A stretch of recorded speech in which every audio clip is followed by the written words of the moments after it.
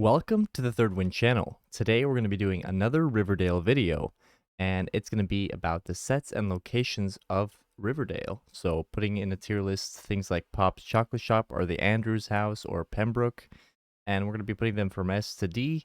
And this is just a bit of a running show on this channel, so if you enjoy it, make sure to leave a subscribe and you can check out some of the other videos. But without further ado, let's get into it.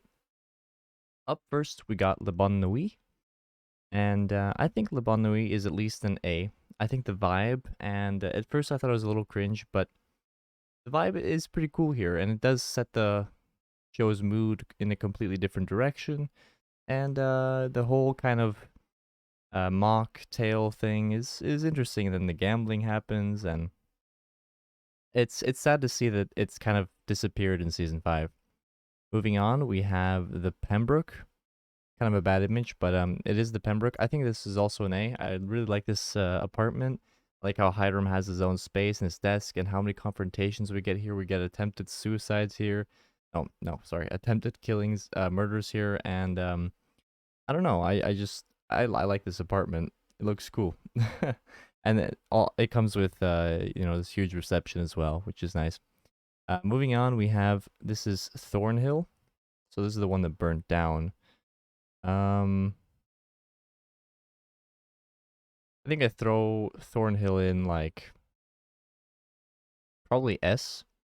I just think that the inside of this mansion is the whole kind of dark red that's everywhere, and the different wings of the house which you can't enter there. It was big enough to have a funeral in, and um it's nice. I like this one as well.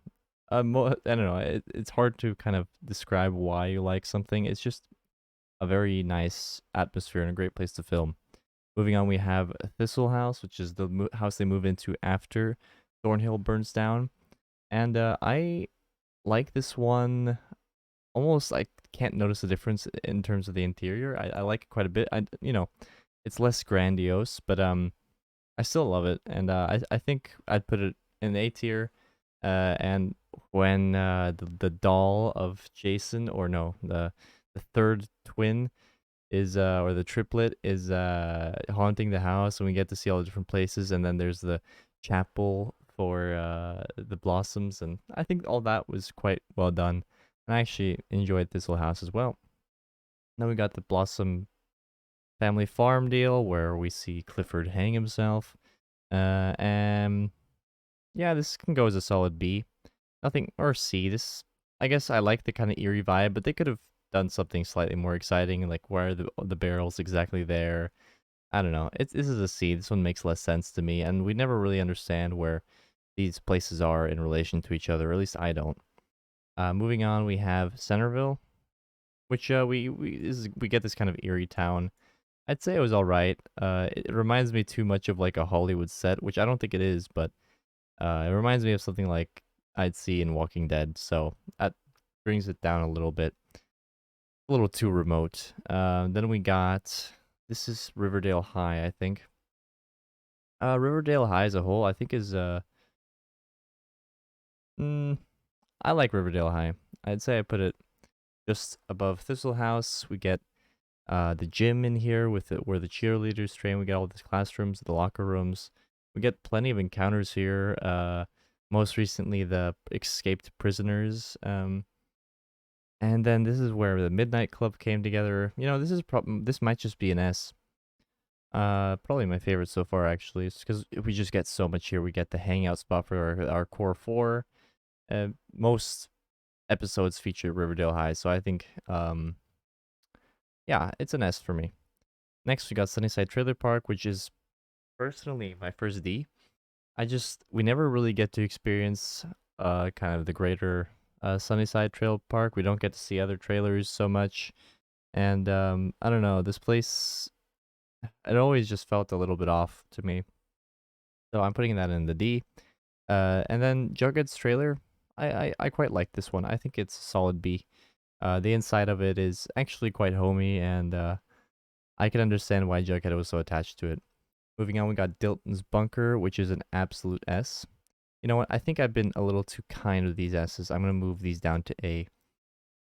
This is a true S. You know, at first I was a little doubtful, but what this bunker's become is this like space where the teenagers can hide things or be by themselves or disappear, like when Jughead, died.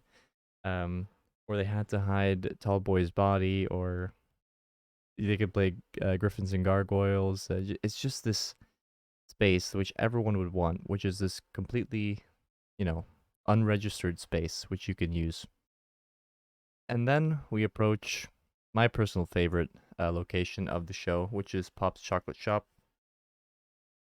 There's just the 80s kind of retro vibe. I just love it. And this is like, the home of the Le Bon Nuit and Pop. And it's kind of like they describe on the show, it's like the lighthouse for Riverdale. It's a place for the lost souls. And without Pops, I don't know what Riverdale would be. It's great. I love that they've managed to keep it all these years. White Worm is like the headquarters of the Serpents, which is now moved into the basement of Pops. What can I say?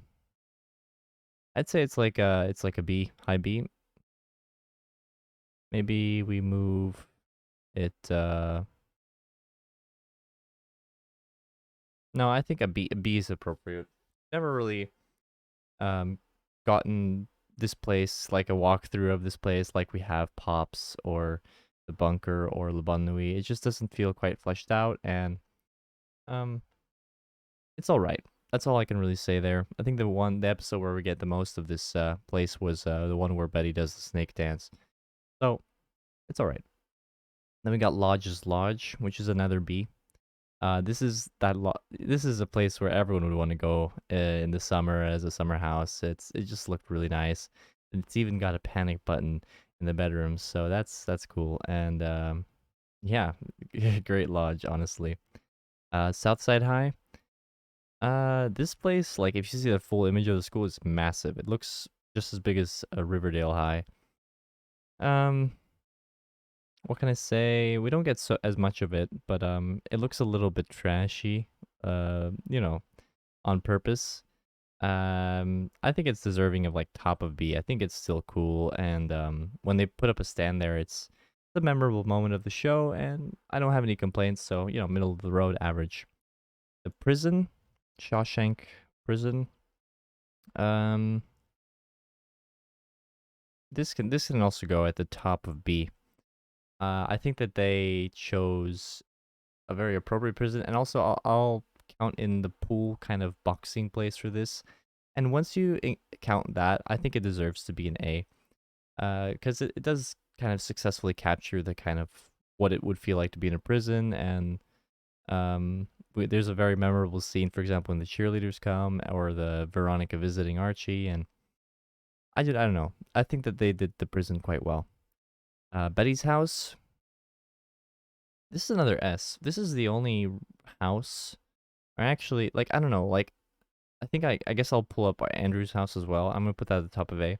But these houses, like you kind of feel like you know them in and out. Like you could draw it on a map, and I think that that's a really good thing. I just love it to get familiar with different homes. I don't know. That sounds really creepy, but I think it's you kind of see where Archie or Betty, like what they call home is and it's really personal, and it's really effective for a show like this.